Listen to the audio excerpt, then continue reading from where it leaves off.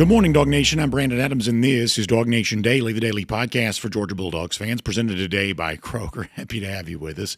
We are going to do things slightly different today than we normally do, which I think you're going to like, for reasons I'm going to explain here coming up in a moment. But whatever there is going on with me, I do not want to distract from what is really just an awesome day in the lives of Georgia fans, as we are now one day away from one of the most anticipated games between the hedges we have seen in quite some time. Georgia hosting Alabama with all kinds of storylines, all kinds of high stakes, and a real chance to get a coveted win against, if we're honest, what has been Georgia's arch nemesis for quite some time. We are going to talk on today's show about exactly how that can happen for UGA. We'll also give you a recruiting angle on this of the major recruits that'll be there to see what we hope is a Georgia win. I will acknowledge what is the one, I would say, lingering concern for me about this game and what perhaps all that means. And there is a storyline that some are trying to push that we think is probably unnecessary hype moving into this game on Saturday. We'll give you that, plus all the other top games of the weekend. It is all on the way. What a football weekend we get to enjoy. But the main event, Dogs against Alabama. We're ready for it. Hope you are too. It is DawgNation Daily, the daily podcast for Georgia Bulldogs fans, presented today by Kroger, and it begins right now. Yeah, I would agree with that statement that it's louder at night than day. Everyone knows, you don't lose at home at Georgia. That's the standard, and we want to uphold that. This game is between the hedges, a place that Georgia has not lost since the 2019 season, the nation's longest home winning streak. The fans create the atmosphere. The home field advantage in this game will be a huge factor. Maybe it's a few false starts from their offense. Getting that little edge can be a huge part in a game that's going to be this close. I know the atmosphere is going to be pretty crazy, feeling the support from the fans. The atmosphere helps. The crowd noise helps.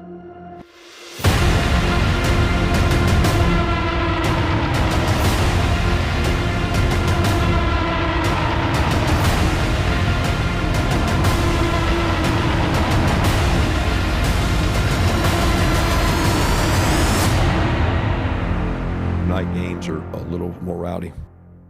Today's episode of DawgNation Daily is brought to you by Kroger, fresh for everyone. Presented by DawgNation.com, this is DawgNation Daily, the daily podcast for Georgia Bulldogs fans.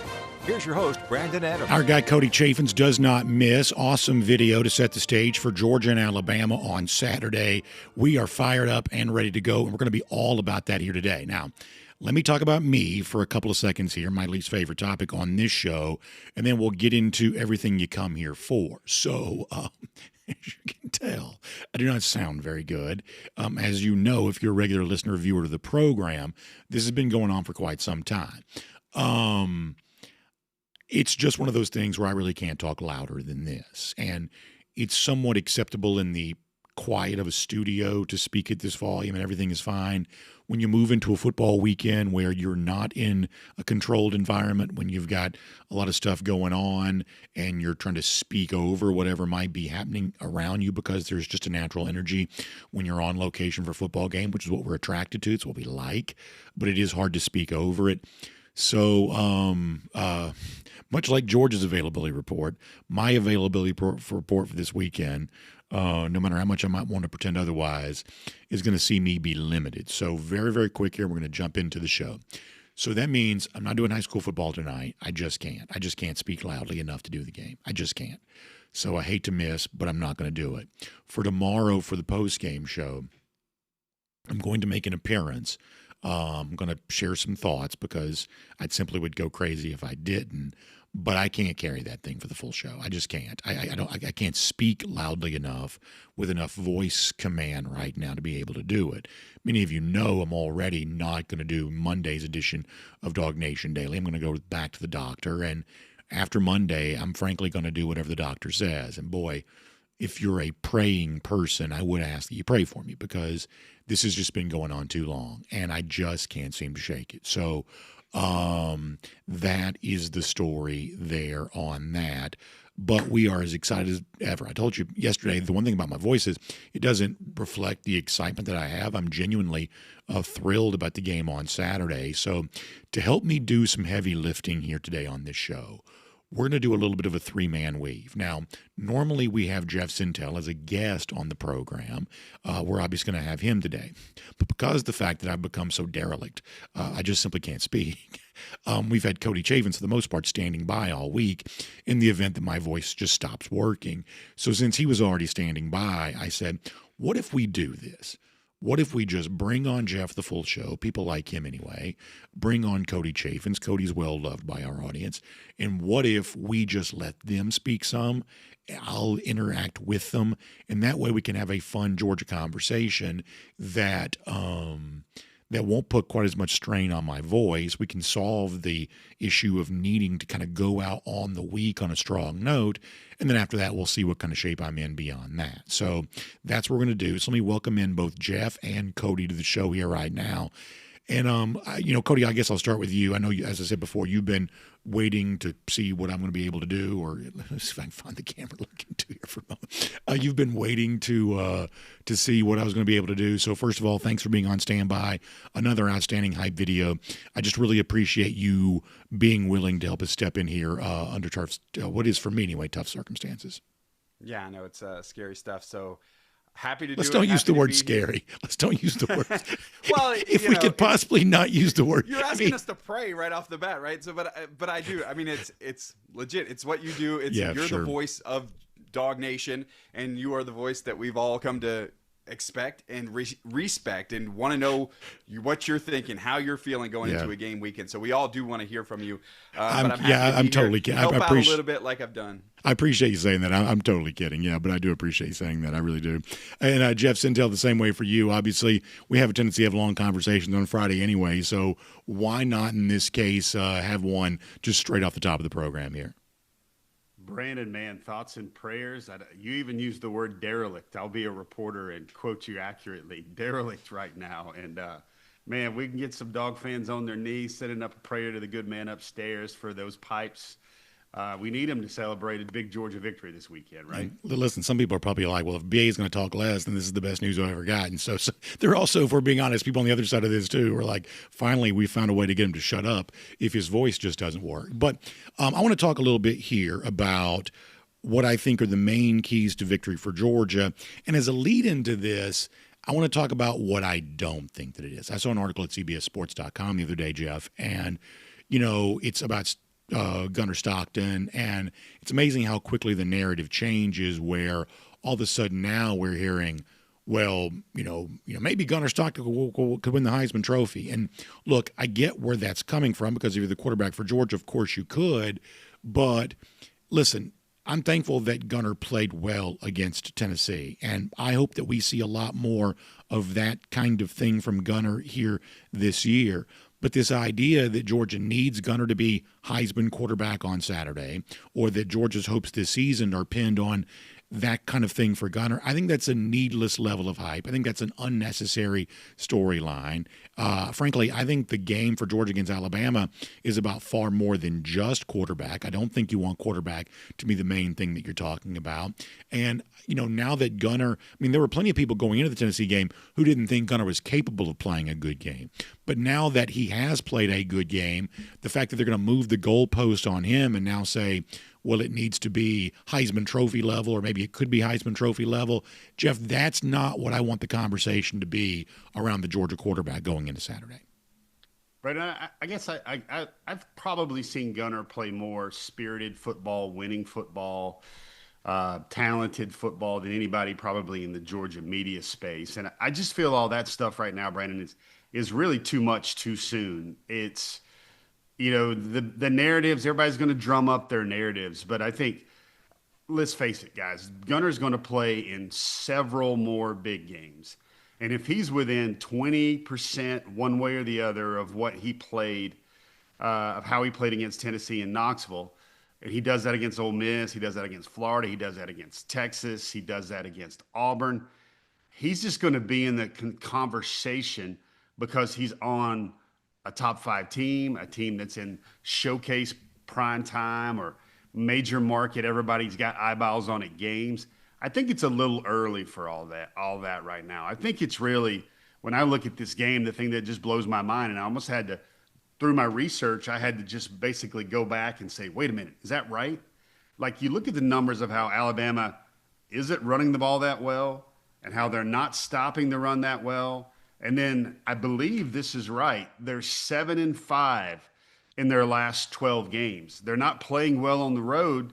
And then they come into the belly of the beast that is Sanford Stadium, which the Dogs play as well as anybody historically probably ever has on the road in our lifetimes. And Cody, to talk out of both sides of my mouth for a moment, while I don't think that Saturday needs to be a referendum on Gunnar Stockton, I don't think that Georgia needs him to be the Heisman quarterback to win this game.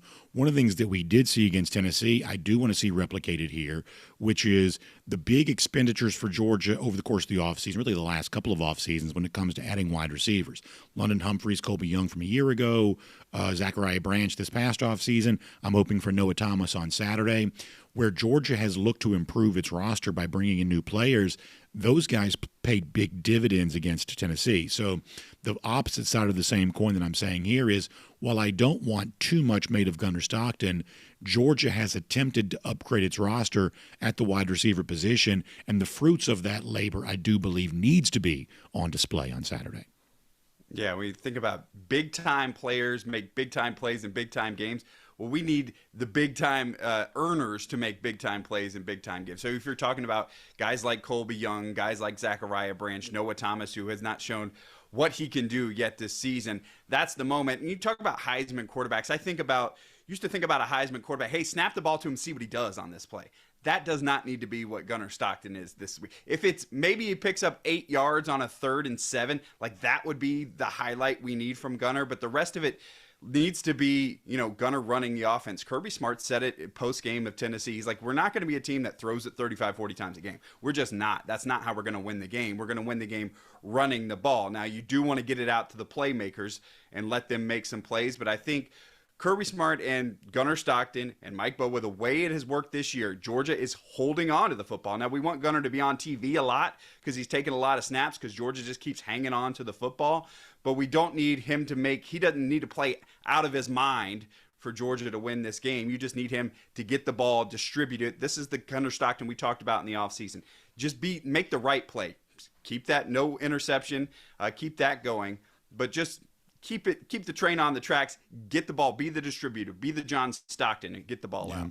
So, Jeff, if we're going to go through what I've called 3 keys to victory for Georgia, 3 things that Georgia must do, you touched on what one of my number one things would be is, I talked about this earlier, a few days ago, I think it was actually at the end of last week. I think that Georgia needs 165 yards from running backs. As Cody just said, you'll get something on the ground from Gunnar Stockton, and you need it. I like it when Stockton, for instance, runs on early downs because it keeps Georgia ahead of the sticks, which is a pretty important thing in a game like this. But ultimately, when you go back and look at 2021 national championship game played in January of 2022, that was 165 yards from running backs that day. That to me is a magic number. It was only an average of 79 yards rushing in each of the last 2 losses, 23 SEC championship, September from a year ago. So a very simple thing that Georgia could do to make winning tomorrow a lot more likely is, Jeff, can you give me 165 yards from my running backs? I just think that's a big deal for tomorrow. Brandon, can we ask for just a little bit more? And I don't mean your Montgomery Burns line. I mean, can the Dogs get the 165 and then hold on to that tater? Can they hold on to that rock? That's probably very crucial as well. Like, you've heard rumblings that Nate Frazier might be getting a little bit better in that area. You've heard a lot of good stuff recently about a lot of guys on the Georgia program. I really like what Chauncey Bowens gives. And Brandon, I just wonder about this one. Since we're churning that running game button, is this the week we see a little bit more of Roderick Robinson? Is he ready to go? Is he ready to be that kind of battering ram against the Tide? The Tide get back Tim Keenan, who this is one of those things where the recruiting trail comes full circle. I remember his recruitment, Brandon. He was out of Birmingham, Alabama, Ramsey High School, and Georgia and Alabama both wanted him bad. He signed with the Tide, and he's coming back for the first time this year and expected to make a difference in that defensive front. And, of course, Robinson makes you think, well, what if it's Robinson and Josh McCray? all those, red zone worries, all those short yardage worries for Georgia, if they kind of solved a little bit with a 240-pound power back up in Knoxville, what if they have a double barrel of 235-pound guys for the Tide to have to deal with, along with all the fast guys out on the edge like Nate Frazier, Dwight Phillips? I think that's one of those things that makes the most sense in terms of really watching at this game. So, Cody, if step one for me is what you do with your running backs and how much success you can have with them, step two is to go back to the Tennessee game. And this has been a hot topic since then. Georgia gives up passing touchdowns of 72, 56, 32. A lot of big plays in that game resulted in Tennessee touchdowns. Whatever magic number you want to put on this, one way or another, Georgia has got to limit the Alabama explosive passing plays. Obviously, that was, it was a lot of Jalen Milroe running in the first quarter that built the deficit a year ago. But the play that everybody remembers is obviously the Ryan Williams touchdown that ultimately won Alabama the game. So there's a little bit of a revenge factor there on that. But also for this defense, I think a desire for the bounce back in how many of the big plays they gave up against Tennessee. This defense just simply wants to be thought of as better than that. They've got to limit the big Alabama explosives through the air on Saturday, I believe. Yeah, I think that it goes with a few things. First off, you got to think about, I think about the Ryan Williams play last year. Two guys were there, right? You think about the two Tennessee, plays last week. Guys were there, whether it was Ellis, who was at least close to the guy. Daniel Harris just got beat on a jump ball. So our guys are there. You got to get somebody on the ground. And that was what Kirby Smart talked about last week or last year after the Ryan Williams. Just find a way to get them on the ground, make them keep having to drive.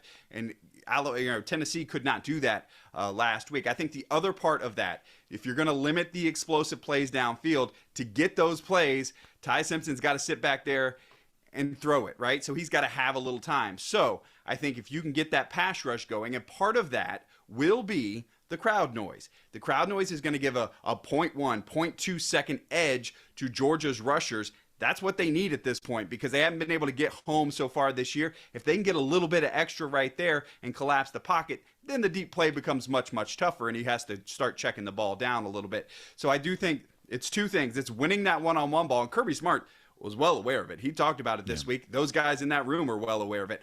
Can you fix it in 2 weeks? We'll find out, but you've got to figure out ways. If they're going to make the catch, just get the guy on the ground. Make that drive have to keep going. So, Jeff, to build off what Cody's saying there, I would invite people, if they missed it on Wednesday's show near the end, we had Davin Bellamy on. And Davin was great because he's played in a Kirby Smart defense. And one of the things I asked him, one of the things, Jeff, that I asked Davin is that the perception that I have is the Kirby Smart wants pass rush, but not at the expense of leaving the back end of the defense vulnerable to big passing plays. And Davin said yes. And the story that people should hear Davin tell, and if we had more time, I'd play it for you, but people can just go back and listen to it for themselves. Davin told the story about going into the Notre Dame game in 2017. It may have been Davin's best, game in a Georgia uniform. Certainly pretty close to it. He said that week that Kirby, in a very Kirby Smart way, came to him and to Lorenzo Carter and said, "You guys have got to win your battle. You're facing, offensive tackles are going to be drafted high in the NFL draft. Everybody praises these guys, but we need pass rush to come from you. We can't send a bunch of blitz pressure and things like that. If we're going to get to quarterbacks, you've got to win the battle. You've got to win the one-on-one battle." And Davin told the great story about it. Then Lorenzo really took that as a big challenge, and they went out there and obviously did that day what needed to be done. And when you hear Davin telling this first-person perspective story of what Kirby Smart once challenged him to do, you get the impression that a similar challenge might go out this week of, okay, yeah, maybe Georgia can get to Simpson if it sends the inside linebacker, if it comes off a corner or a safety blitz, and sometimes they probably will. Georgia sometimes does that very effectively. But, Jeff, challenging somebody to win a battle. I don't think that Georgia has a sack yet from, like, say, a defensive lineman or some of the guys that would typically provide sacks for you. Georgia hadn't gotten that yet. And so to get sacks from the obvious places, from the edge rushing, typical, from the spots that are supposed to produce the sacks, getting something from those positions, defensive end, outside linebacker, maybe defensive line overall.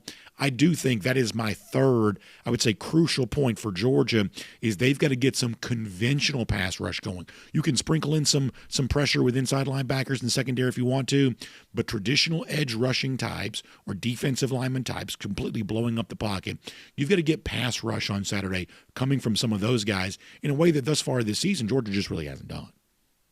I got a couple names for you, Brandon. I know most of us, you would love to see what you were talking about, that internal pocket pressure from maybe an Elijah Griffin with a breakout, but probably more realistically a Christian Miller or Jordan Big Baby Hall perhaps. But I think the edge where Georgia will show an edge is at the edge position. And I think this is whether it's Quintavious Johnson, when Kirby trots out Quintavious in Alabama week, that tells you a little bit of something, like he's looked good in his simulated roles in practice this week.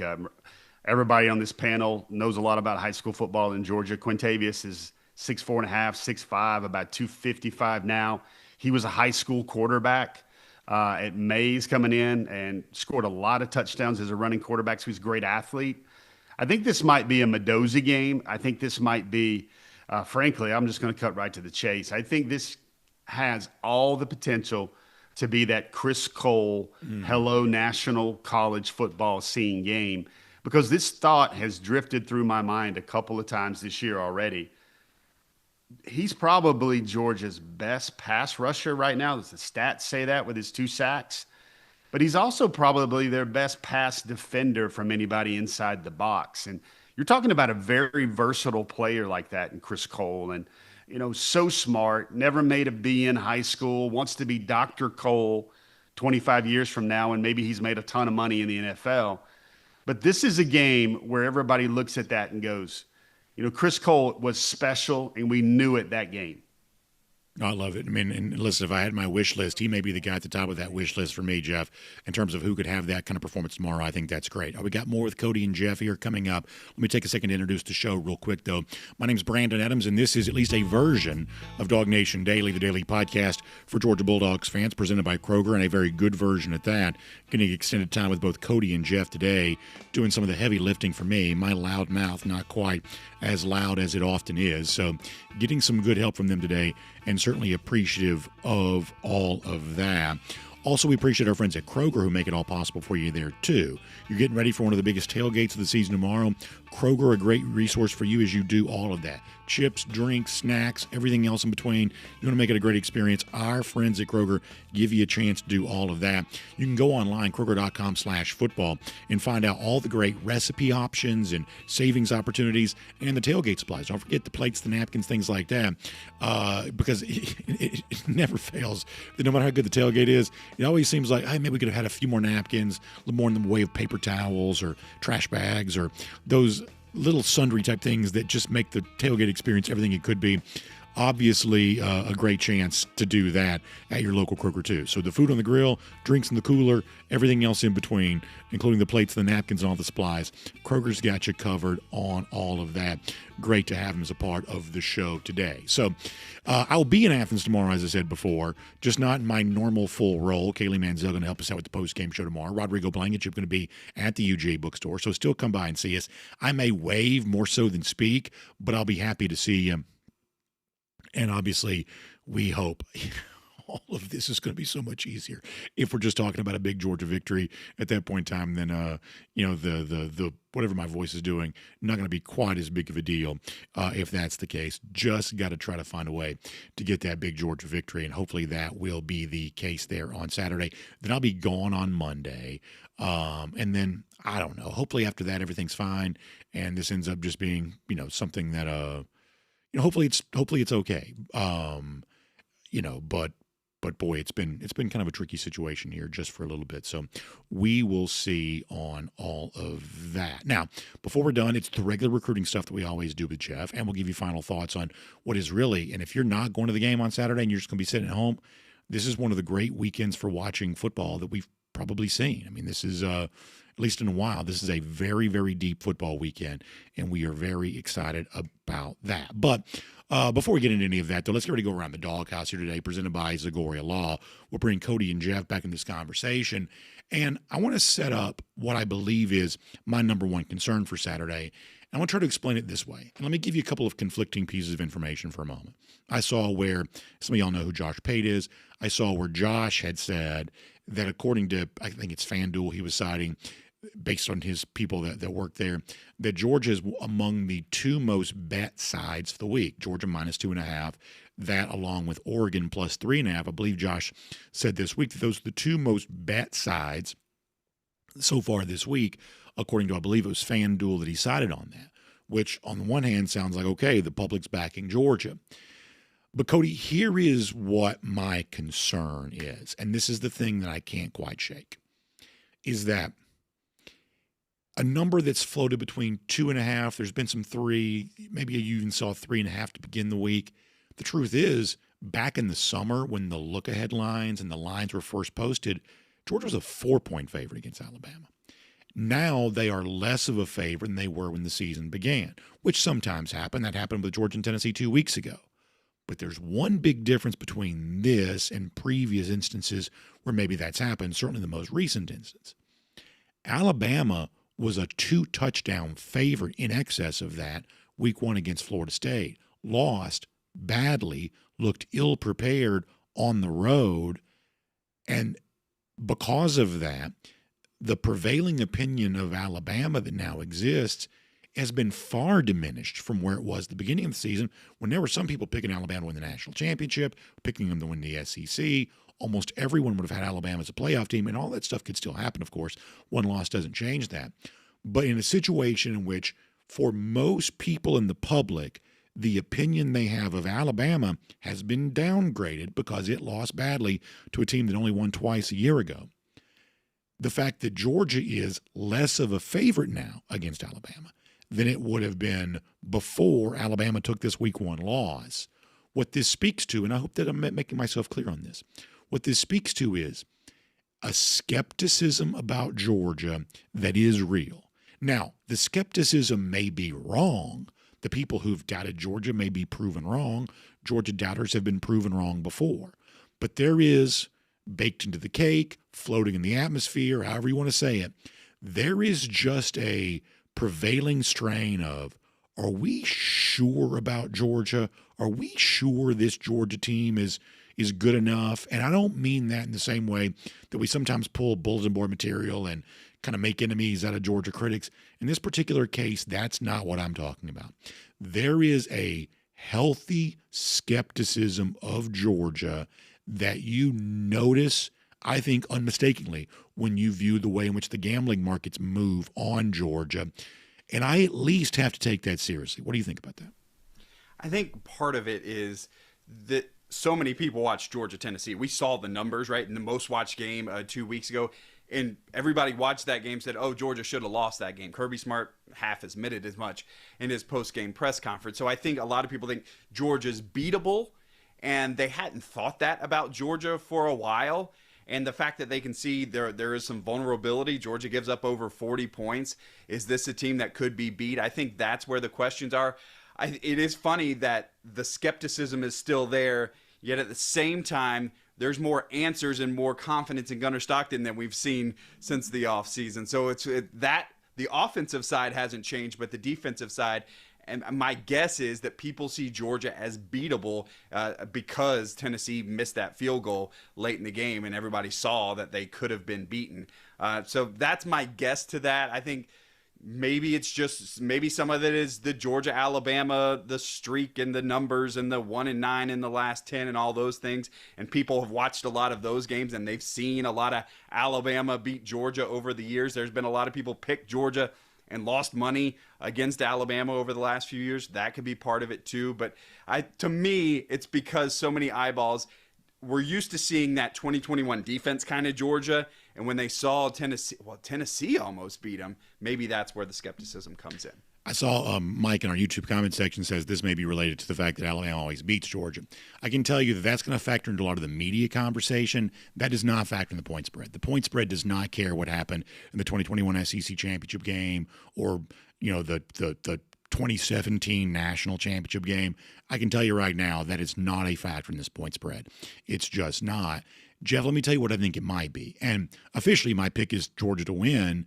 Am I overwhelmingly confident? No, I'm not, but it is still my pick that Georgia will win the game. I'm not superstitious. I don't think there's an Alabama hex on Georgia or anything like that. But let me tell you why I take the skepticism of Georgia at least a little bit seriously. I believe this is related to people aren't really quite so sure how Georgia's chosen to construct its roster. You mentioned this a moment ago. Hey, you need your sacks to come from your edge rushing outside linebacker, your defensive end, your defensive lineman. And those are spots, if we're being honest, that are among the most expensive right now, whether it be NIL through traditional high school recruiting, transfer portal when those guys are even available. And Georgia is, to use a phrase that a lot of people use, judicious with its spending. It let, for instance, Damon Wilson walk. Damon Wilson now plays for Missouri, and he's doing well there. Georgia decided his money was best spent elsewhere. There is some doubt, I believe, among people who think they know, and those people could be wrong. I hope they are. But there is some doubt from people who think they know about how Georgia's chosen to construct its roster. Are you not getting sacks because you haven't spent enough on the kinds of players that can get that? Are you having trouble with your offensive line because you haven't spent enough to have the sort of offensive line that can withstand an injury or two? Fair or not, I believe those are the questions that are being asked. And when you compare Georgia to Alabama, on paper, whether it's correct or not, on paper, Alabama was thought to have more top-end talent. Alabama, of draft-eligible players, likely has more future first-round picks than Georgia does. Alabama had more, if you care about like top 100 lists and things like that. Alabama had more top 100 players to begin the season than Georgia did. The kinds of players that are pretty expensive to retain or expensive to go out and get. There was a conventional wisdom that maybe the entire roster for Alabama wasn't quite as deep, and sort of the coaching staff may not be quite as good, but Alabama, before the season began, was thought to have more top-end talent. And if there is skepticism about Georgia, Jeff, I believe that's what it traces back to. Brendan, I think it's targeted spending. You use the word judicious, right? So here's where I'm going with that. When I watched Georgia, and hopefully we all watched Georgia play last year. Everybody watched Georgia that's on this program, and that's tuning in and watching and commenting below. I feel like Georgia. Nobody really said, "Oh no, Georgia. They need a little bit more pass rush, or they need to get the quarterback more." The glaring wart on this team was receivers, was playmakers, was Noah Thomas, fill in the blank, not just fill in the check, Zachariah Branch. They needed more dudes like that looked like a Ryan Williams did. That looked like that SEC playmaker du jour that they always had. Now, one of the things that I think always made so much sense when kicking the tires on a Georgia-Alabama matchup is you knew that both teams had premium talent. And then you knew that they were also going to get the dog whistles coached out of them on the practice field. So those guys were going to be coached at an elite level, and they had elite talent. And, one of those things, Brandon, I think you just touched on one of the points I'm trying to convey here was, like, everybody is familiar with the Bud Elliott blue chip ratio, where his formula, which actually made traction on the latest college football video game franchise. It's a way of quickly looking at players and saying, over the last 4 years, have you signed more blue chip prospects, 4 and 5 stars, than everybody else in the country? When we look at those numbers this year, Brandon, here's tangible evidence for people that love data and facts and figures. Alabama's blue chip ratio is still 89%. Georgia's is 84%. Well, Bud does something different. This year he factors in transfers. Well, when you have transfers coming in and transfers coming out, Alabama's blue chip ratio is 79%. Georgia's is right there and 78%. So I think a lot of those Vegas folks, those smart guys, those wise guys, they look at two rosters that are equal in talent. I believe Alabama might have an edge in those first rounders, like you said. But the one thing, and I kind of rung the bell on one of our stories yesterday a little bit, if we wanted to have a sensible football conversation about Georgia, Kirby Smart, and Alabama, is Bama Kirby's kryptonite? I think you have to really look at that and say, man, shoot, 1-6 sounds really great in a bullet point or a headline or something you put on the screen while they quickly show Kirby Smart at the beginning of the game putting his headset on. That's fun. But to me, I don't know how many times Georgia fans could say, well, we had the better team in those 7 games and Alabama just beat us. If we're being honest with ourselves, Georgia has recruited at a tremendous level for the last 10 years under Kirby Smart. But consistently over 2 and 3 year periods, there's always been one team that was a little bit better, and that was Alabama. And I feel like that has always played into the 1-6, and Kirby being snake bit against the tide is anything else. Okay, so I want to make one more final point on this topic for both of you to respond to. But first, let me take care of our friends at Zagoria Law. They bring around the DawgHouse to you. And Jeff used the word dog a moment ago. And, of course, we love DAWGS around here. We love dogs. Sometimes, though, DOGS, dogs, can cause a problem, especially if it's a negligent owner, someone who lets the dog get loose. And if it's a child or an elderly person, they may get knocked over. That's a broken arm or maybe even worse than that. There's an injury related to that, in other words, or sometimes even scarier, a dog bite situation that can cause real harm. In a situation like that, with their medical bills and pain and suffering, we would say you deserve your chance to fight for compensation on that like any other personal injury situation. And that's what our friends at Zagoria Law are standing by to help you with. They're the folks that literally wrote the book on how to win these types of cases. For folks all across Georgia, they're trusting Zagoria Law for this very specific area of personal injury law. And they can do that for you too. So I want you to give them a call. 833-GA-DOG-BITE. That's dog spelled conventionally, D-O-G. 833-GA-DOG-BITE or online, ZagoriaLaw.com. Z-A-G-O-R-I-A, ZagoriaLaw.com for more on that today. All right, so as we roll on here, DawgNation Daily presented by Kroger with both Cody and Jeff, kind enough to join us here today, and certainly appreciative of all of that. So let me make one more point on the topic that we're making. And this is where I think the three of us are interesting to do this show together, because we have very different backgrounds in media. I have looked at the wrong camera. We're doing a very different kind of show today, and I have spent half the show looking at the wrong camera. So I apologize for that. But in other words, I can't speak and apparently can't see either because I'm not looking in the right place. The point is, though, we have very different backgrounds in media. You know, Cody, you kind of come up as a TV personality. Jeff, you come up as a sports writer. But I came up as a sports talk host. I came up as a guy doing sports talk. And let me give you a very sports talk way to talk about this game on Saturday. Oftentimes we think about games as referendums. This is a put up or shut up game for ... And I think for a lot of people, they may think, oh, man, this is a game for Gunnar Stockton to show what he's all about. That's not what I think. Or they're going to say, it's time for Mike Bobo to show that he's the offensive coordinator that can lead Georgia to this kind of victory. And listen, I get where the criticism comes from, but I would not say that's the main referendum for Saturday. A soft target like Stacey Searles, Georgia fans like to kick him around. Georgia's offensive line needs to play better, but I don't view this as a referendum on Stacey Searles. To finish the point we were making a moment ago, and I'm going to let both of you respond to this, if Saturday for Georgia is a referendum on anything, I believe it's a referendum on how Georgia chooses to spend its money and how Georgia puts its roster together. Have you, in this modern age, managed your resources in such a way that gives you a chance to be better than Alabama, that gives you a chance to be undefeated at the end of September with a national championship now looming as a very real goal? In a season in which no top team has truly emerged yet, Georgia could be that top team. But it's going to have to be able to prove for all those who think we don't spend enough money or we don't value the right things or we're less aggressive than some of our competitors. How do you like me now? We just beat Alabama. Cody, do you agree with the statement that this game is a referendum on how Georgia, given all the resources it could have, has chosen to put this roster together?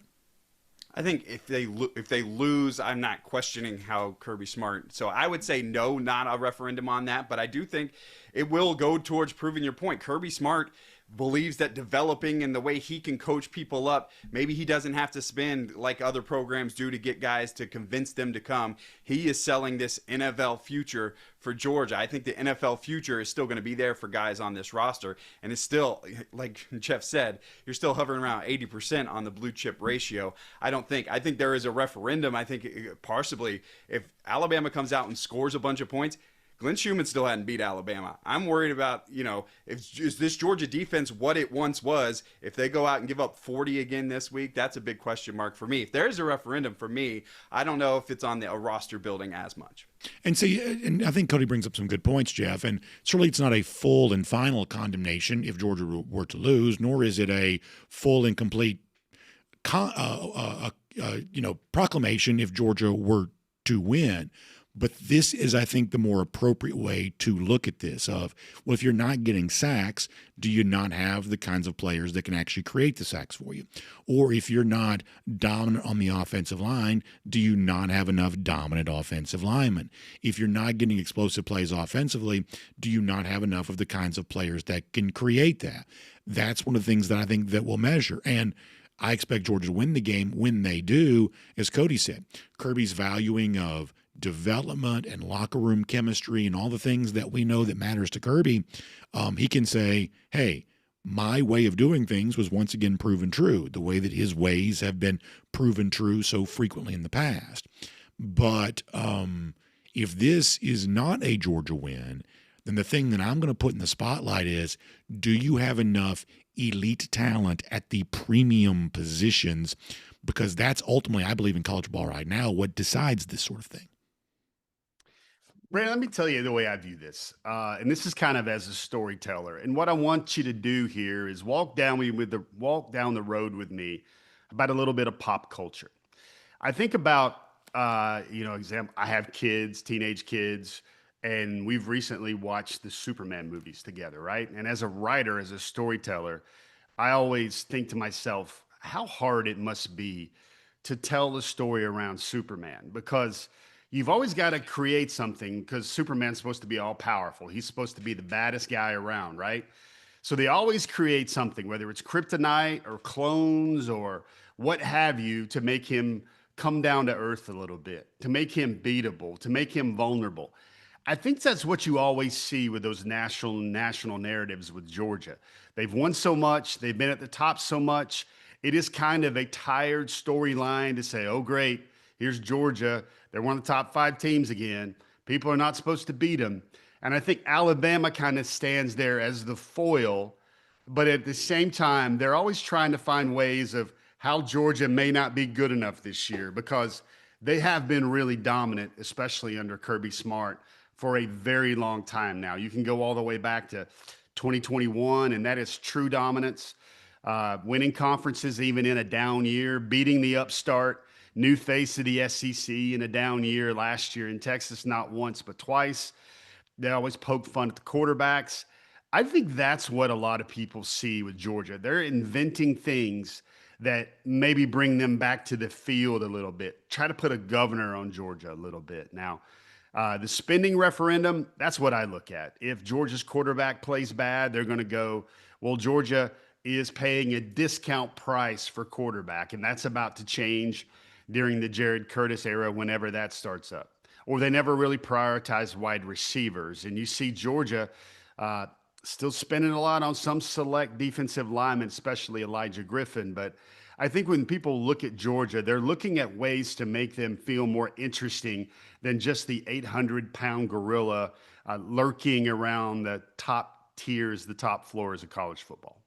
I think that's interesting. So let me finish with this, and then we'll talk about a couple of other things here for a moment, including what's going to be happening for recruiting on Saturday. Cody, before the year began, I had two simple goals for Georgia. Ambitious, but also achievable. One of those they have a chance to complete tomorrow. As I mentioned a moment ago, they can finish the month of September undefeated, something they did not do a year ago. And I believe in the current age we're living in, every team in America is going to lose eventually. If you're undefeated in the regular season, you'll probably lose in the playoffs. If you win the college football playoff, you probably still lost at some point in time in the regular season. Last year's champ lost twice. I do still believe at some point in time a loss is coming for Georgia. but you want to prolong it as long as you can to keep the pressure off of you having to play in an actual must-win game at any point. So what I said was 2 goals. Can Georgia for the full season go undefeated at home? Well, tomorrow would be a big step towards that. The other thing is, as I mentioned, can they go undefeated in September? If Georgia rolls into October at 4-0, their chances, I believe, of making the college football playoff, competing truly, truly competing for a national championship, just go way up. Tomorrow is a big day for them in terms of achieving what I thought was the first of a couple of ambitious goals that might give them a much greater chance of actually being back in the national championship competition. Yeah, you remember last year, Georgia loses to Alabama, and you just get tight the rest of that trip to Texas. Oh, my gosh, trip to Texas. So if you can win, and then you've got – if you have 2 losses down the road, well, you get Texas, you get Ole Miss at home, you get Georgia Tech at Mercedes-Benz Stadium. Those look like the toughest games, at least moving on, and you got to go on the road, of course, to Auburn. We won't forget about that, but it does give you a little bit of breathing room. If you can get this knocked off, all of a sudden you're not playing as tight. Maybe you can play looser and have a little more fun when you go into some of those other big games late in the year, and you're not feeling like if we lose, we're at, it doesn't become, sometimes the coaches will say the playoffs start now. Well, if you lose, the playoffs are almost starting, right? Like, you can probably get in with 2 losses, but the playoffs are starting. If you can push that away a little bit, you play a little looser and maybe play a little better. So, yeah, if you can get the win tomorrow, it does take a lot of pressure off because there's still really, really big games down the road. All right, so, Jeff, let's do what we would normally do in a regular show. It's obviously a massive day tomorrow for UGA recruiting. I know you've been writing about this at DawgNation.com. Give us a little bit of an idea of the galaxy of stars that could be on hand for Georgia tomorrow. I love it when the recruiting sections pop in because it just makes it feel – the phrase I use a lot is big fight feel. Games like this have kind of a Vegas big fight feel type situation, and the recruits actually go a long way towards doing that because they become the de facto celebrities in the building. And so I actually really like that part of the pageantry of the game. So for those who like to peer over and look at that recruiting section, or they want to see them making their way onto the sideline before the game begins, give me an idea of some of the folks expected to be on hand. First of all, make sure when you're watching the broadcast or you're in the stadium, pay attention to those first 4 rows because those are the courtside seats. Those are the Jack Nicholson type seats. That's Spike Lee down there. Those are the ones that Georgia values the most. It is very much a food chain. The closer you are to the field, the more valued you are by Georgia. Now, why are you trying to stir up trouble, Jeff? Stir up what? Don't stir up trouble. All of a sudden now somebody's looking at a 5th row seat and like, what does this say about me? Don't stir up trouble. Well, no, that just says you're 5th row is pretty good, man. Out of the top players in the country, you might be a 2028, you might be a 2029. Normally, generally, you see that the better the player, the more wanted by Georgia. Or if you were a commitment, that means how excited Georgia is to have you up in the stands. Braden, I'm gonna paint the picture this way because. Recruiting is not what it used to be in terms of the game visit 4 years ago. I remember when Georgia faced Tennessee. You remember that 2022 game when it was rainy and everybody was doing swag surf in the stands? Well, there were 21 prospects with a 5-star rating in the stands for that game. That was back when guys still decided in October, November, December. That's when competing 5-stars that may be committed somewhere else, like a Florida State or an Ohio State, that's when they would show up because there was still some intrigue. There wasn't the NIL contract. There wasn't the deals made in terms of compensation and rev share numbers in June and July. So the number here is probably going to goose up to about 9 or 10 when all is said and done. I think there will be a couple of 5-stars that are committed to Alabama. Xavier Crowell, Jordan Edmonds, one of those is a running back in a senior running back in the state of Alabama. One of those is a senior corner, really good football player committed to Alabama. They're going to be in there. They're going to get themselves a chance to see some very good football with the team they're committed to. They're committed to the Tide. I think back in the day, that's what would have been the sizzle people would have tried to sell along with the steak. But you still have some of the fundamental elements, Brandon. You've got a recruiting battle that's shaping up.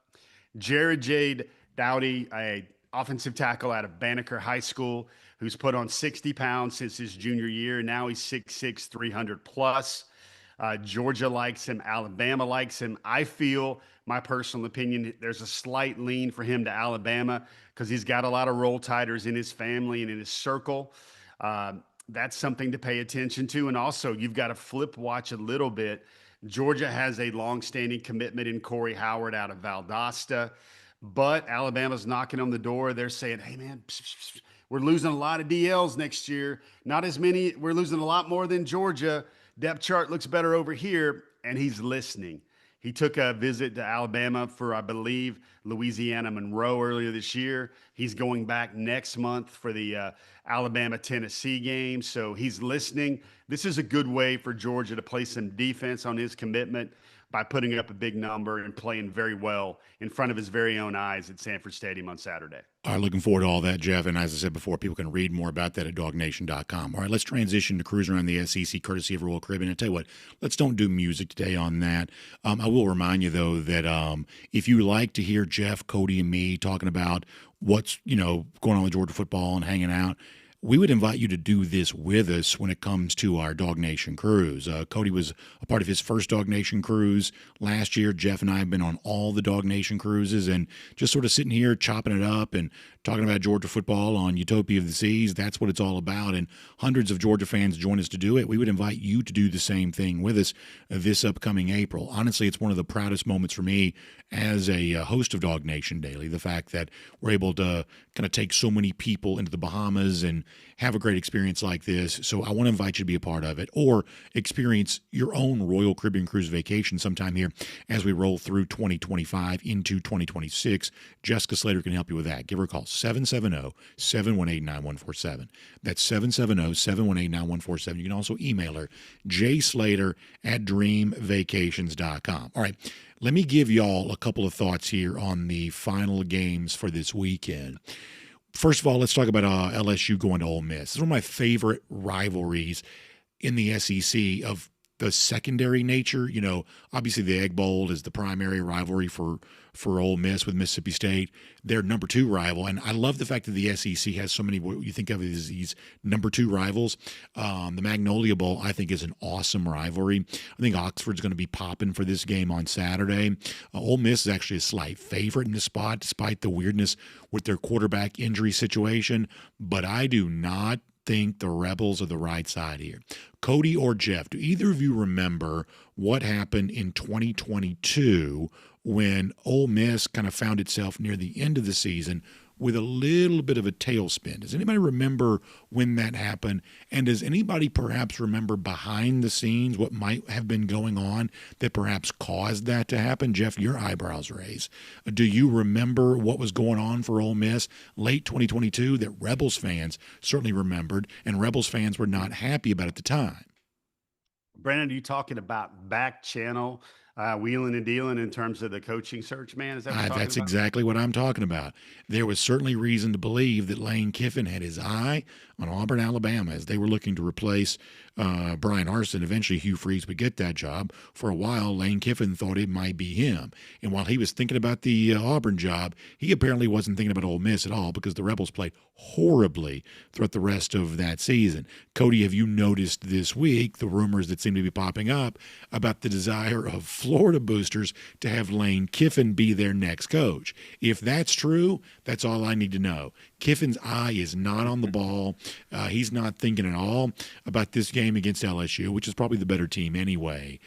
Just the thought that Kiffin might be distracted by more than who his daughter's dating, just the thought of that is enough for me to align myself with LSU anyway, considering the fact that I'm getting points and they're probably already the better team.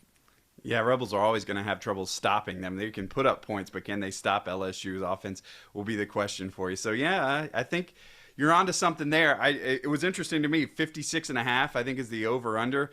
Lane did say on Twitter after his whole daughter thing, take the over. I like seeing this. When these two teams get together, I want to see a big slugfest. I want to see a fist fight. I want to see a lot of points. I want to see an over in that game. I think that might be true. Another game involving a team from the Magnolia State sees Mississippi State hosting Tennessee. Jeff, are you aware, I'm sure you probably are, that if you care about win totals and things like that, the projection for Mississippi State at the beginning of the season was 3.5. Do you know they've already, for the full season, exceeded their win total? And now they play Tennessee, who boy, what a great loss. Tennessee just took a great loss to Georgia. I've never seen a team praise more, except for Georgia Tech. I've never seen a team praise more after a loss than Tennessee has been. Boy, Tennessee's just riding high after that courageous loss to Georgia. Now they got to go to Starkville, only about a 7.5-point favorite. I'd watch out. Be very careful here for the Bulldogs. Be very careful for the Bulldogs. I'd be shocked if they won, but 7.5, that's in excess of a key number. 7.5 is a lot of points here for a team that's already beaten a ranked opponent, at least at the time, at home already this season, and frankly playing a little bit better. Nobody knows much about them. They're complete unknown. But I think that Mississippi State could be a little frisky here this weekend. Jeff, I like the Bulldogs plus the points here. Brandon, you've taught us about, with your sports wagering and sports entertainment database of knowledge, that hook is something to pay very close attention to. Vegas is trying to tell you something with that 0.5. And for me, I don't think about a hook. I think about a whip. And I think about Joey Aguilar whipping that ball around against Georgia. Our good friend Mike Griffith, Brandon, did you hear the Spurrierisms he was touting about Aguilar? That he's the best quarterback in the SEC this year. Gunnar Stockton's right up there at the top. Yeah, Mississippi State is exceeding things in win column, but I think Tennessee's going to have enough for them this week. I think that 7.5 in Starkville. It's a good story with Mississippi State, but folks, let's remember they're featuring. Everybody remembers the name Anthony Evans. Anthony Evans is having a great season so far at Mississippi State, but that's kind of coming down a level in the SEC. And I think Aguilar, the way he's playing, Tennessee can get a little bit more run game. Maybe they get some of those key offensive linemen back. Maybe they get their David Sanders back this week. He started out really sharp in a game. 14 out of 14. But Brandon, I like the way Tennessee evolved a little bit against Georgia, how they changed things. They went with formation variety. They went with tempo. They went with different looks than Georgia had seen in a while.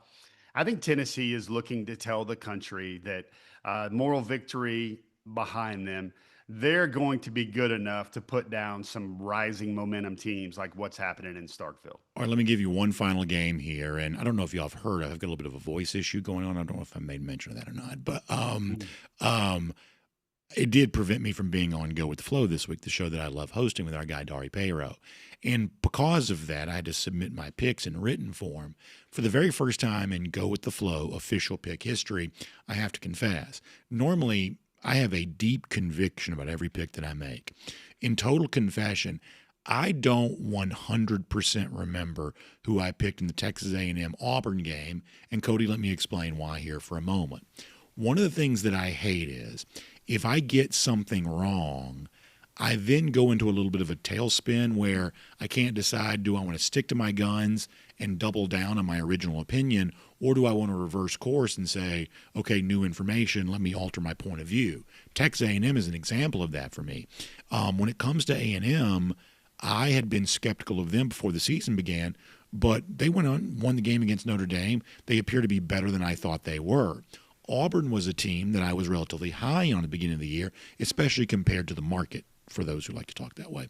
I was a little higher on Auburn than the market overall. Auburn last week, offensive line played terribly. They allowed 10 sacks, got jobbed by the officials.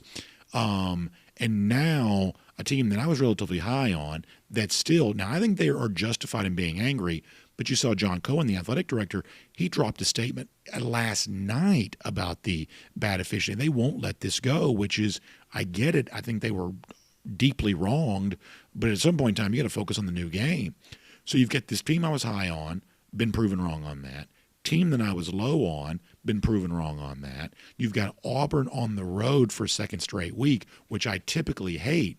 So that's the reason why I have slightly forgotten who I took in this game. Now, I think you may know, Cody. You have the look like you know. So no, I'm going back trying to figure out. I think it was too many points, and you took Auburn, I believe. So but, Auburn would be the. So if I took Auburn, I believe I probably did. I think you did. I believe I took Auburn. Auburn is the side. If I'd have picked this game in July, I'd have been all over Auburn. But the point is thus far, picks on Auburn have been wrong. Picks against Texas A&M have proven wrong. But I do believe I stuck to my guns, and I do believe I took Auburn. But total confession, because of all the convoluted stuff I just mentioned, I think this game's actually pretty complicated. I think it is. Going on the road to College Station for a team who just gave up 10 sacks is not great. And Marcel Reed has been fun to watch. I mean, I think back to the Notre Dame game and how much fun he was leading that team down the field late in the game. So I think it could be fun, but I do think 6.5, that's where they get you, right? That's the whole point. Is like, I do think, but are they 6.5 points better? That's. But if Auburn covers, I believe. If Auburn covers, I believe it'll win. If Auburn covers this number, I have a sneaking suspicion the point spread's not going to be a factor either. And to be honest with you, nobody in this audience likes Auburn, of course. But to go to Norman and then College Station in back-to-back weeks, that's as tough a schedule draw as anybody's going to get in the SEC. So Auburn is either as flat as a pancake. And by the way, we're week 5 now. Coaches are close to being fired. Some players are trying to decide, am I really playing for this team? I'm burning a red shirt now. The quit factor across college football, we've already seen it probably at least one place for a team that began the year in the top 5 in Clemson. But the quit factor is going to be a thing here. You're going to have to start trying to figure out who's still playing hard, who's still bought in. And for Auburn, after the way it plays out for them in Norman, now taking another long road trip again, if they can withstand that and just play well, I think they may win the daggum game at that point. I think Dog fans will take the quit factor. If they can lose this week and maybe that quit factor grows a little bit before the trip to Jordan-Hare, that wouldn't be a bad thing. All right, let's make that cruise around the SEC courtesy of Royal Caribbean. Let me also remind you of a couple of things before we get ready to go here today, starting with the fact that ongoing here right now, you've got your chance to win courtesy of Cercheros. Now, y'all know how much we love Cercheros on game day. In fact, Cercheros has been a big part of Dog Nation's game day for quite some time now, a good number of years. That can be a part of your game day, too. If you're not lucky enough to be in Athens tomorrow for the game, how about make your home an amazing game day experience with some catering courtesy of our friends at Cercheros. And in celebration of that, Cercheros is offering the ultimate game day party right now, where you're going to have your chance to win a $200 gift card to make the next game for you a real party, courtesy of Cercheros, and have a chance to have some of those taco and fajita bars or the platters or all the stuff that Cercheros is famous for right there in your own home. You want to keep your guests happy, your fellow fans happy. Some delicious fresh mix from Cercheros is, of course, a great way to do that. Now, you've got between now and October 6th to register for your chance on this, so please go to DawgNation.com/tailgate for more on that. That's DawgNation.com/tailgate for more on that. And by the way, go to the Dog Nation social channels, whether it be Instagram or something along those lines. Cody Chaffins and I we teamed up to do a pretty fun commercial on this. I think it turned out great. We had a good time having some great lunch at Cercheros the other day, so you can check that out online from Dog Nation too. But register for your chance to win. You could be a big winner of a $200 gift card from Cercheros for the ultimate game day party, for a tailgate, for a watch party, whatever you got going on. One more time on that, it's DawgNation.com/tailgate for more on that. That is DawgNation.com/tailgate for more on that. Also, don't forget, while I am not a full go for tomorrow, we will be all over the UGA bookstore. Big day tomorrow for the UGA bookstore, one of the biggest of the year. So if you think Georgia's going to go on a championship run, we certainly do. Get decked out and all the great stuff. Our folks at Onward Reserve, they've got stuff there. I actually ran into TJ Calloway from Onward Reserve yesterday. I got a chance to speak to him for a moment. I told him his stuff at the UGA bookstore looks great right now, and you can pick that up. Also, Peter Millar, all of the great-looking gear, Stuart Simmons, Horn Legend, the Nike Coaches gear, everything else, you get that right there at the UGA bookstore, plus big day tomorrow as well when it comes to all kinds of autograph signings and things like that. They've always got that going on. And in this new NIL age we live in, don't forget they got the customization shop there too. You want the personalized jerseys, the things like that, custom footballs, basketballs, everything else. You can get that made for you too. If you haven't been so far this year, you need to know it's a brand new look. It's a sharp, updated, gorgeous, renovated building, but all the great at UGA apparel you're used to seeing, you get all of that at the UGA bookstore. You can see it tomorrow, or if you can't be in Athens, check them out online, UGAbookstore.com. And as we wrap up here on a Friday, don't forget I won't be here Monday, but hopefully hopefully, Lord willing, back after that. We shall see, I reckon. Let's do a couple of golden shoes here as we roll into the football weekend, and can't wait to watch Georgia take down the Alabama Crimson Tide. A couple of good thoughts with our golden shoes to help us do just that. Starting with our buddy Matt Rukavina, who last year before the Georgia-Texas game gifted me with a bottle of Weller bourbon. A very, very nice gesture on his part. Matt's a great guy. And he writes in to say, I normally wouldn't recommend mixing the good stuff, but given the situation, coupled with, as he says, the urgency of this week's game, we need to step it up a notch. Here's your ingredients. Mix it as you see fit. So you got what appears to be a lemon, looks to be some honey there. So a pretty clever mixture there relates to our guy Matt Rukavina. But the main ingredient, of course, is the main event. So we'll give Matt a golden shoe for that. And as I say so frequently, one of the things I'm blown away by is the nature of the world traveling that our audience is a part of. So many of you just live such rich and full lives. Makes me honestly jealous as I live vicariously through you. One of those guys is Josh Henry. Now, Josh is a great dude. And Josh writes in to say that he's once again coming to you from a beautiful location in a foreign country. This time, I'm representing DawgNation, and he means it. He's got his DawgNation t-shirt on, which absolutely just thrills me. It says, representing DawgNation, screaming, "Go Dogs," from the Moorish castle in Sintra, Portugal.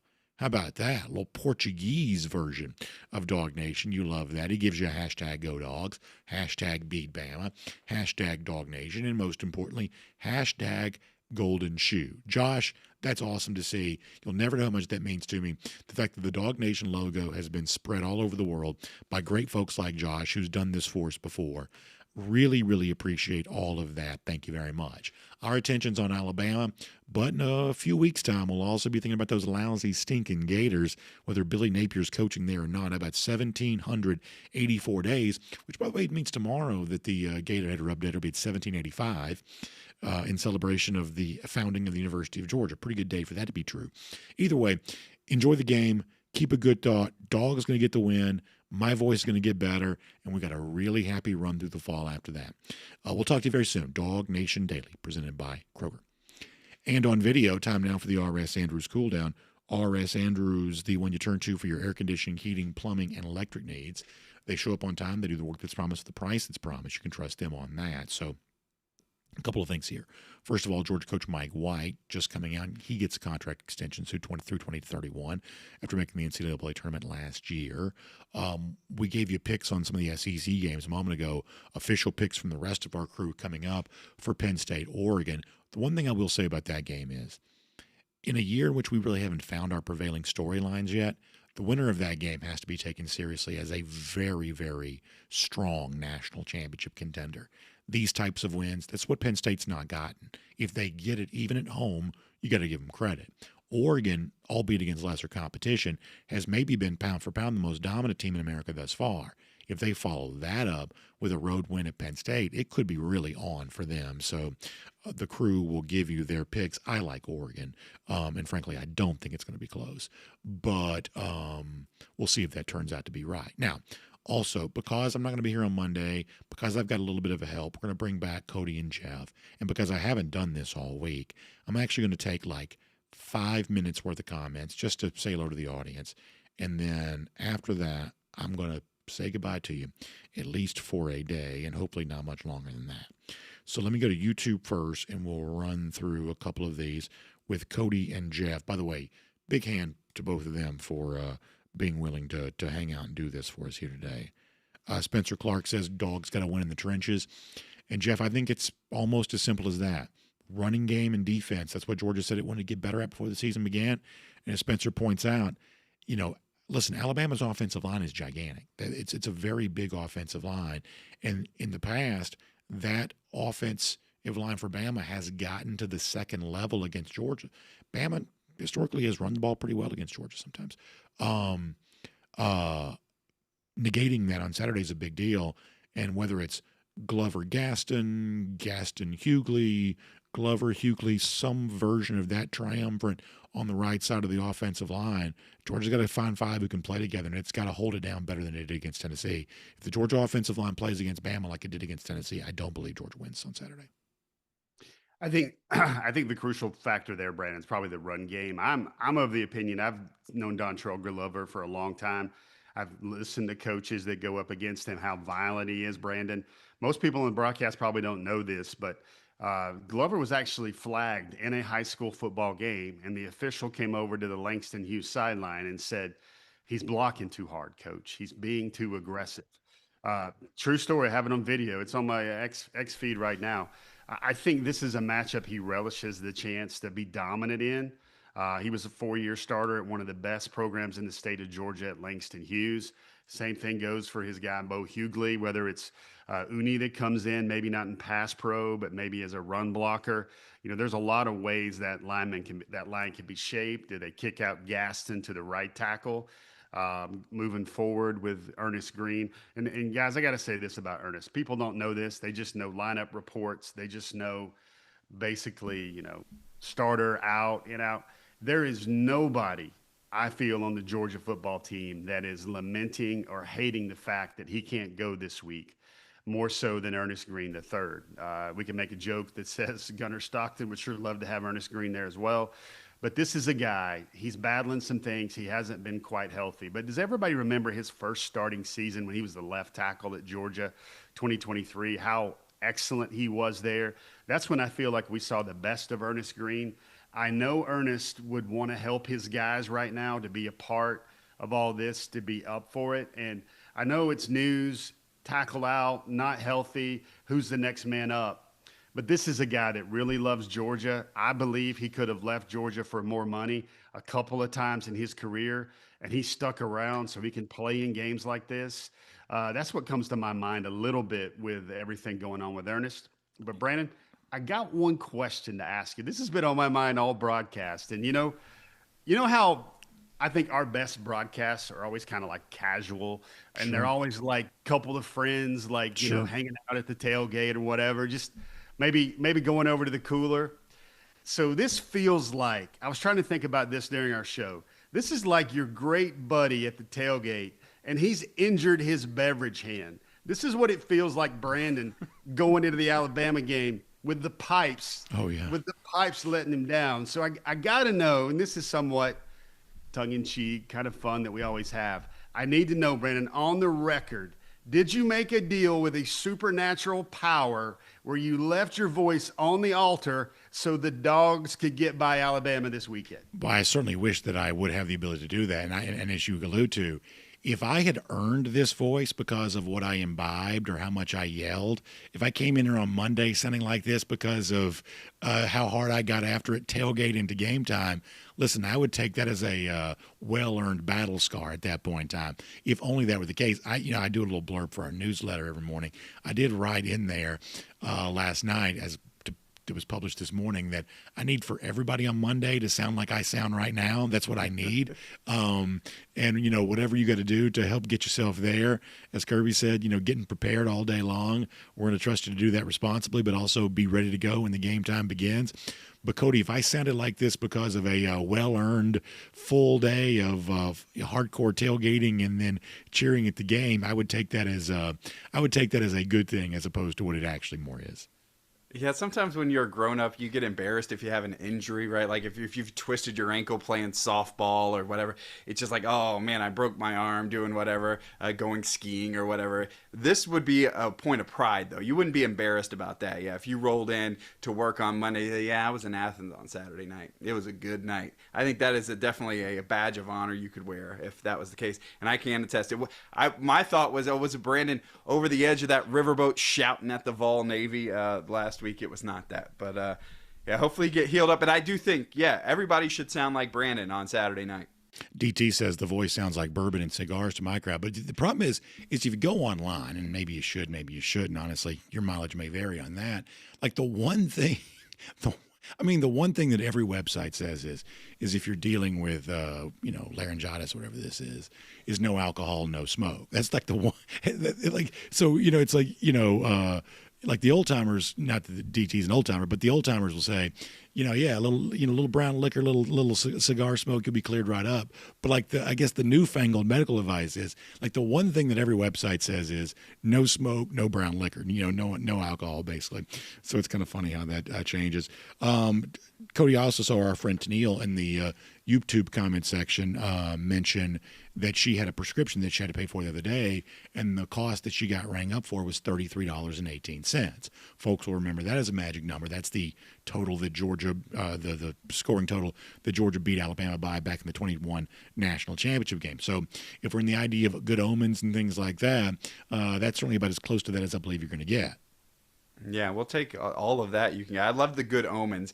There's just certain things like, is it on the way to the game, something happens and it just makes you, all right, today is our day. I think everybody's talking about superstition, whether it's the black jerseys this week or the record against that. But I always get that. You want a good feeling going in. And whether, something happens like that, I love that serendipity, little fun things like that just to make your day and make you feel like, yeah, we got this. We're going to wrap up here in a second, but Jeff, SEM Dog on DawgNation.com says he wants me to save my voice. He said, listen, I need you to shut up because I need you to chortle after this game is over. I joked on the show yesterday that my voice almost kind of like, and listen, different people do different things, and I respect them to make whatever choice they want to make. You know how like when people sometimes they get Botox, they can't really smile. Their face is just sort of frozen in one kind of mildly surprised look. I feel like I have the voice version of that, which is you can't tell if I'm happy, you can't tell if I'm sad. It's just sort of the same tone. I do wonder if Georgia wins this thing by a couple of touchdowns tomorrow, is it possible that I could find a level of enthusiasm? On the inside, I'm very enthusiastic. I'm rip-roaring and ready to go. On the outside, I just can't make my voice sound that way. In fact, it even hurts right now to do that. Is there a chance I could go full-on chortle? And I don't know. Probably tear up my vocal cords if I try. But is there a chance I could just go full-on chortle if Georgia wins this game on Saturday? Brandon, we can find a way to do that. I mean, listen, buddy, we all love you. Everybody loves you. You're a big part of our team. Heck, man, you're such a big part of our team. If Georgia, the phrase BTA on puts the BTA to Alabama this weekend. Sure. You know that scene, I know you love this movie in Maverick where he's talking to where Maverick is talking to Iceman and Iceman's vocal cords are wrecked and he's literally typing it out and it shows up on the computer. I think you're going to find a way to convey your thoughts and your emotion and your gusto or your chortle. You know how Star Wars has preserved the voices of James Earl Jones for future digitized for future prequels and sequels and future content? We need to do that with your chortle, man. We need to have one on a chortle button. I know our ace producers, Cody and Jay, probably can whip that up. We need to have the chortle preserved for all time, just in case a situation like this comes up. So here's what I'll say, and we're going to take a couple of Facebook comments. We got to bounce out of here. Whatever the other side of this looks like, it's all made easier if Georgia wins. I got Kaylee stepping in to help me some of the post-game show on Saturday. Of course, we're all very close with Kaylee. I do not want to subject her to a post-game show in which Georgia loses. I do not want to do that. I wouldn't do that to anybody. Certainly not somebody that I think of as someone that could be my daughter. I do not want to subject her to a post-game show in which Georgia loses.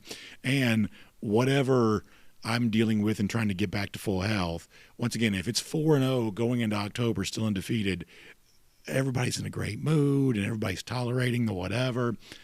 Boy, we just need Georgia.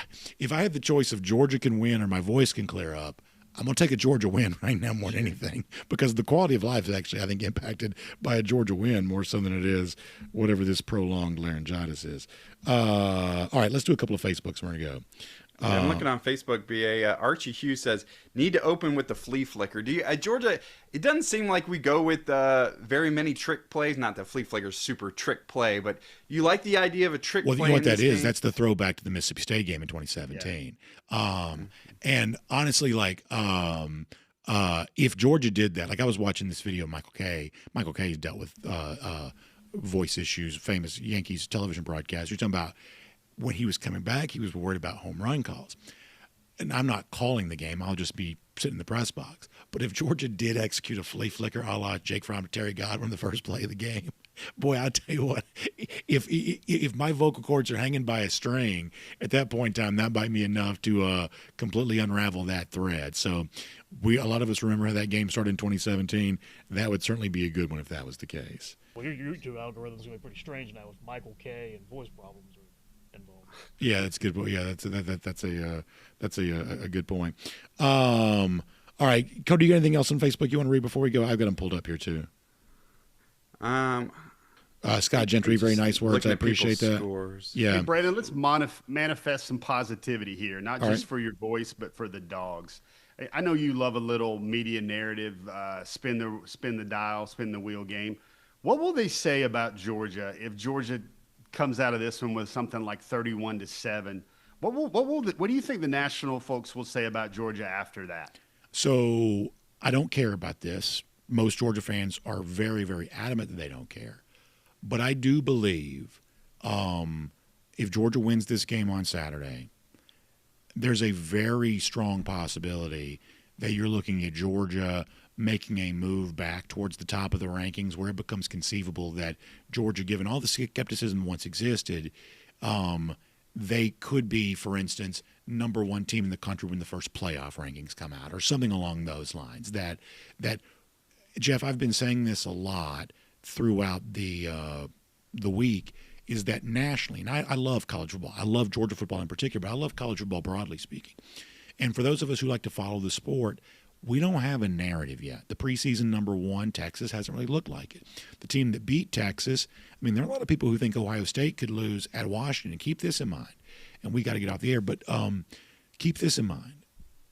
Much the same way that Georgia's trying to preserve the nation's longest win streak, I think the next longest win streak is actually Washington when it comes to home win streak. I mean, Ohio State's not a big favorite in Seattle on Saturday.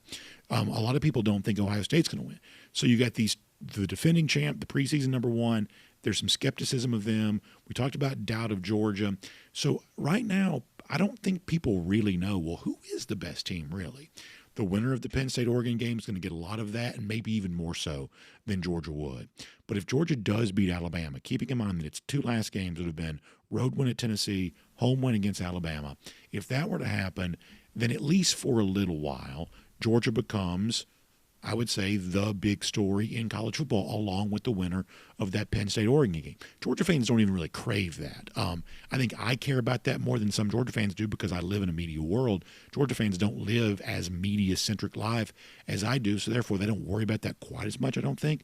But Georgia would be kind of the new hotness in some respects on that. Now, listen, even if Georgia beats Bama, I can't make this clear enough. I think Georgia's eventually losing to somebody. I do. I do not believe that undefeated is a realistic goal for Georgia. I just don't. Nor is it, I believe, a realistic goal for almost anybody who plays any schedule of note. But at least for now, for a season in which we're fumbling to find the storyline, Cody, I believe at that point in time, Georgia would be it. Yeah, I think it's been hard to figure out. People want a reason to believe, right? And in any team, because we just haven't had it. In Georgia, we've seen them play one game. To me, you've seen them play one. You've seen them, the Marshall game, the Austin Peay game, between the subs out and not opening the playbook. Like, we just don't know what this team is. I think everybody will get a chance on the big stage on Saturday night to figure out. And if Georgia can go out there and prove it, then everybody has that, okay, this is Georgia, this is what we expect. I think there's just not a lot to go on, especially because the names aren't household names for Georgia. You lost so many guys that were those household names into the NFL draft. If you can start getting, if Micah Parsons on Saturday night's tweeting about Chris Cole, people are going, okay, Georgia's got a guy we can talk about. And Georgia's done these things we can talk about. I think this is a big chance for, if you're going to build believers, this is the time to do it. All right, so Jennifer, Brandon, do you feel like you're remember preseason you thought Georgia would go 10-2? Yeah. Do you feel like if Georgia gets through September 4-0, they get by Tennessee and Alabama? Do you think your loss expectation now glides down to 1, or would you still peg it at 2 for the year? I'd still probably take 10-2, and if Georgia beats Alabama and you gave me 10-2, I'd still probably take it.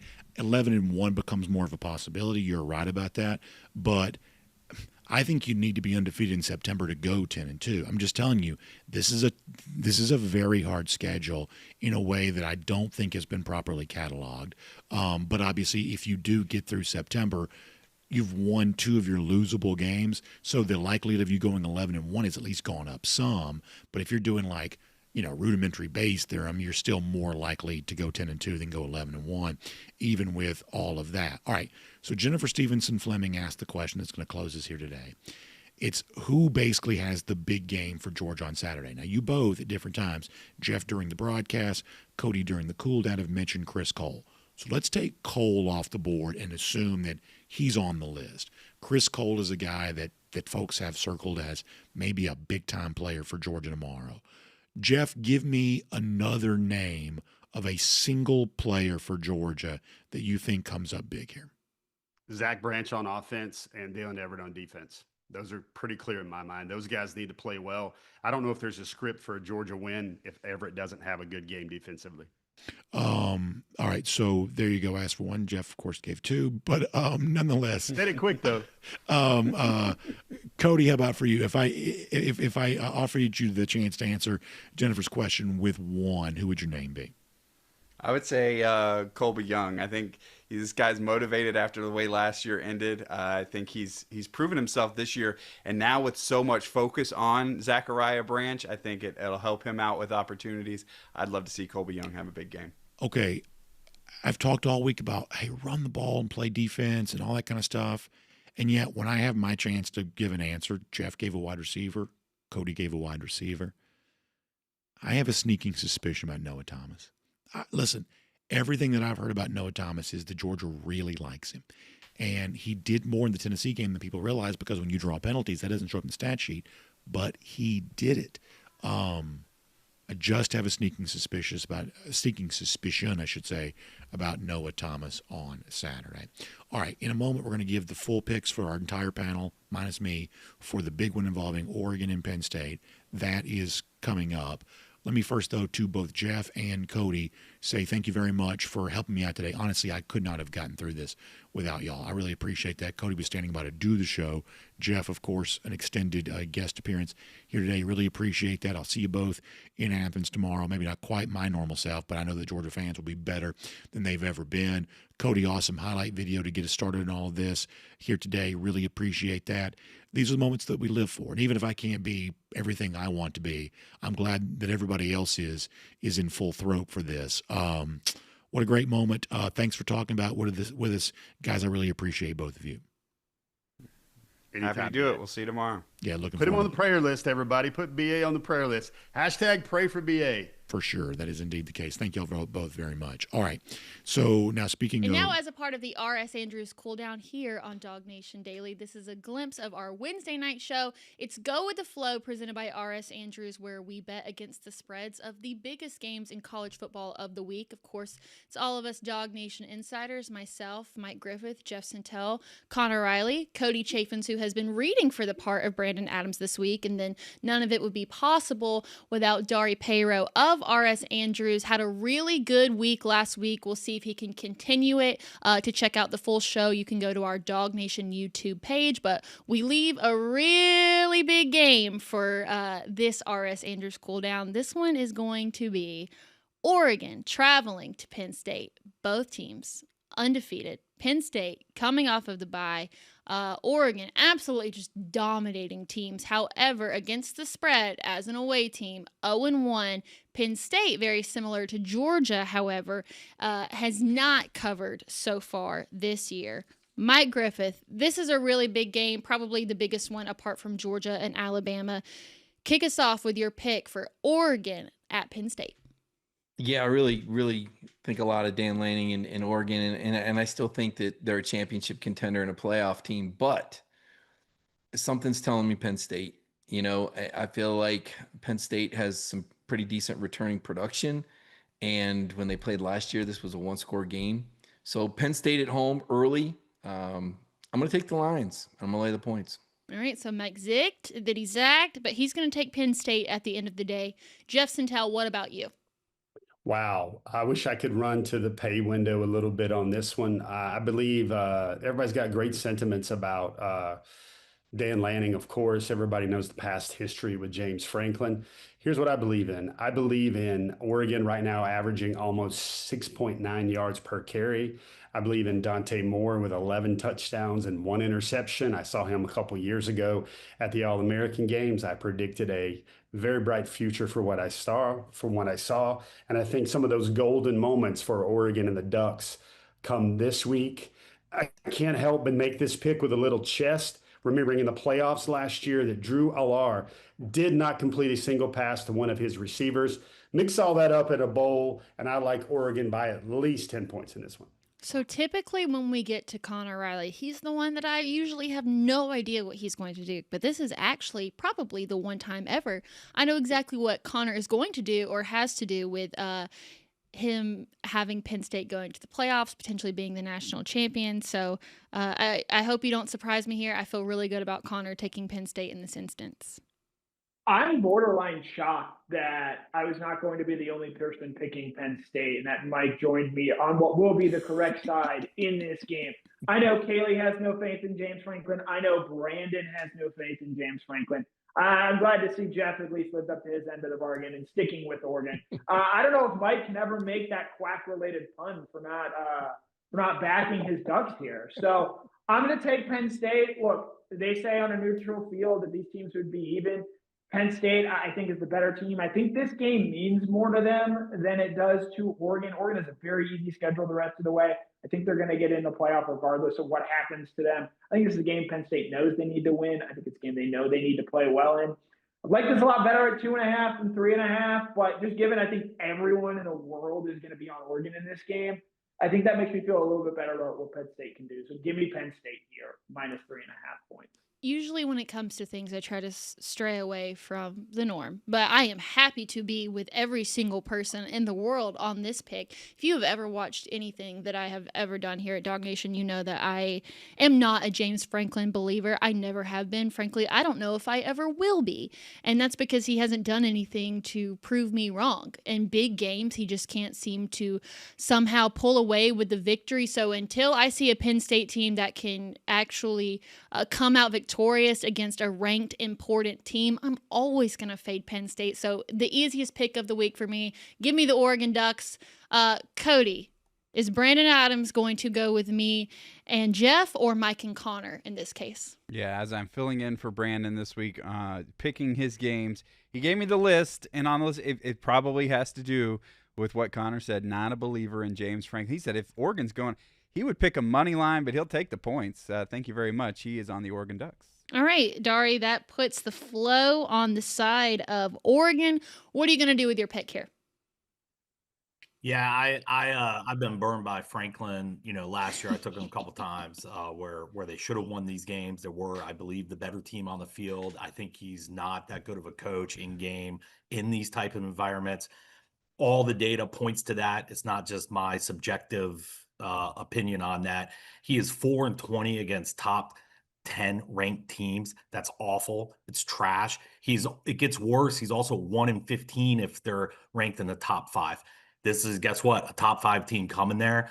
I'm going to work this bet every which way I can. I'm going to do this in parlays. I'm going to take Oregon money line and work it, and it's going to pay off in a big way. All throughout Saturday, I'm going to wrap it with NFL games. I'm going to wrap it with every single bet I have. I'm going to shove it all in. Oregon's going to beat them down. Okay, Jim Knowles, coming from Ohio State, isn't going to be the difference maker in this game for James Franklin. They're going to lose this game. Oregon's going to win. I love it all day long.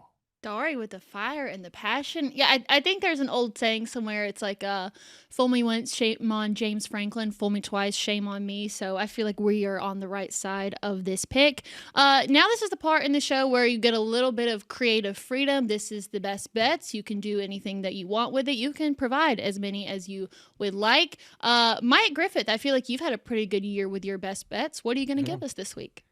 I mean, Mike Gundy's out at Oklahoma State. They're a 21-point underdog at home. I think Baylor's a good football team. So I'm going to take Baylor, and I'm going to lay 21 points in Stillwater, Oklahoma for the Mike Gundy-less Cowboys as my best bet this week. All right, Jeff Sentell, you're up. Got 2 best bets. One of them, I'm going to venture into Connor Riley territory. I feel like Indiana and the Fighting Kurtz are going to have a little bit of hangover, a little bit too much rat poison. I guess that would be, Hoosier poison from their glowing victory last week because they get to go to Iowa. I see Iowa's getting 7.5 on the numbers I'm looking at right now. I'm going to take Iowa in those 7.5 points in that one because Indiana will come back down to earth a little bit. And it's kind of one of the oldest tales of time in college football. My second one, as previously stated in other platforms, I like the over in LSU and Ole Miss. Hashtag girl dag. What is known need not be explained. All right, Connor Riley, what do you have? I am joining Jeff on the Iowa Hawkeyes, even a week after, betting against Indiana in real life. I think that I agree with Mr. Sentell's logic. I did go 3-0 in my best bets the last time we were on here, so a little bit of a hot streak right now. Second game I'm picking, this is a Friday night game. TCU going on the road to play Arizona State. Horned Frogs, a 3-point underdog. I think they win this game outright. I love their quarterback, Josh Hoover. So give me the Horned Frogs there in an upset according to Las Vegas. And then the last game I have here. Does anyone know, Georgia, obviously the longest home winning streak, 33 games in a row. Does anyone on this panel know who has the second longest home winning streak? Is it Washington? It is correct. It is the Washington Huskies. They are an 8.5-point home underdog against the Ohio State Buckeyes. Now, I do think that Washington loses on Saturday, but 8.5 points is too many for an Ohio State team going on the road for the first time this season across the country. It's a big spot. This is a Washington team, well coached by Jed Fish, their quarterback, Damon Williams. Someone I think a lot of really inside college football people are excited about. I think he's going to become a national name after this weekend. So give me the Washington Huskies, maybe not to win, but at least cover the 8.5 points, along with Iowa plus 7.5 at home and TCU plus 3 on the road. I don't think that this has ever happened in the history of the show, and I don't know if it makes me more excited or more nervous, but I came into this ready to fade Jeff and Connor. I actually like Indiana as the 7.5-point favorite. A lot of significant momentum when it comes to their offense. I think that Iowa's offense has struggled early on, apart from the game against Old Dominion, which Old Dominion just seems to give teams at the FBS level trouble in general. It seems like when it comes to games where Indiana should win, they typically win by a significant margin. So I'm ready to see them exploit some of the vulnerabilities that Iowa has, and I feel confident in taking Indiana as a 7.5-point favorite in this game. So a game that I probably wouldn't have been that excited to keep up with. Now, certainly, there's a lot more layers to it. So I feel pretty good about that. No best bets from Brandon Adams this week. Dari Payro, what do you have for us? Yeah, just a note, Iowa got torched by Rutgers the other night on that Thursday night or Friday night game. Absolutely lit them up. So I think Indiana's going to have success with them. I mean, Rutgers lost that game because their defense is trash and their special teams gave up a ton of points. However, I do like Rutgers at Minnesota, getting plus 6.5. Their wide receivers are elite. They're fun to watch. I think they're going to be too much getting points on the road. I think they probably win that game. I also like Arkansas at home. The Hogs, almost win, barely, never, right? Like they just get there and then they don't do it. I think that's one of these games. I think they're going to put a big scare into Notre Dame. They may actually win this game, but I think this is going to be a really tight game. Another close one for Arkansas. I think they cover at home. And I also like the Falcons. Give me Air Force minus 6.5. They got Hawaii coming in, who's awful road team. I love Air Force this weekend. You can tell that I've been watching a little bit too much NFL because when you said the Falcons, I thought you meant the Atlanta Falcons. I was like, I don't know why anybody would want to take them in any circumstance right now. And then you said Air Force. I took a sigh of relief there in that case. Those are the best bets for the weeks. To go back and look at the 5 previous ones that we did, including Georgia-Alabama. Just go check out our DawgNation YouTube page. It's Go With The Flow. Want to thank everybody for joining us once again this week. DawgNation, thank you for watching. And with that, we will get back to taking your live comments on the RS Andrews cooldown.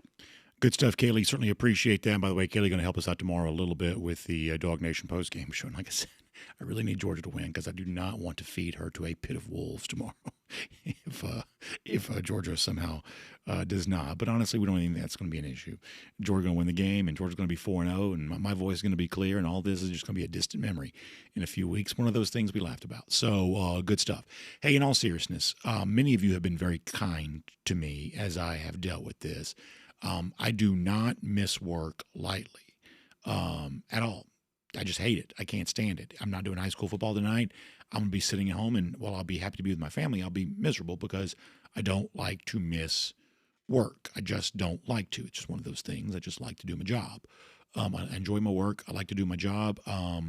It seems weird to not be grinding during the football season, but we're going to take a couple of days to figure out what's going on here, and then we'll see about that after that. So thank you very much. Really appreciate it. Big thanks to Dari and the R.S. Andrews folks for making the R.S. Andrews Cool Down possible. Of course, find them online at rsandrews.com. To all of you who have kept on watching and listening, as it's been just a little bit different this week, I appreciate that. To those of you who've reached out to share your favorite home remedy or whatever else, well, I appreciate that too. And the honest truth is I've tried a bunch. In fact, I've been drinking, tea during the show just to give you an idea of how we're basically pulling out all the stops.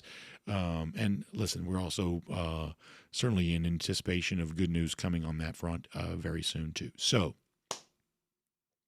enjoy the game. That's what matters. Georgia wins. Everything is good. It's a big day. We love this kind of thing. We live for it. If you're with your friends watching it at your house, man, make it a great day. If you're lucky enough to be in Athens, boy, we need you. We need you. As we said earlier, you need to sound like me when it's all said and done, although hopefully yours doesn't linger as long as mine has. But it's going to be an awesome day. Enjoy it. We get a few of these every year. They just feel a little bit bigger, and this one feels bigger than almost anything possibly could. So can't wait to celebrate victory with you and talk to you next week here on DawgNation Daily presented by Kroger. Have a great weekend, everybody.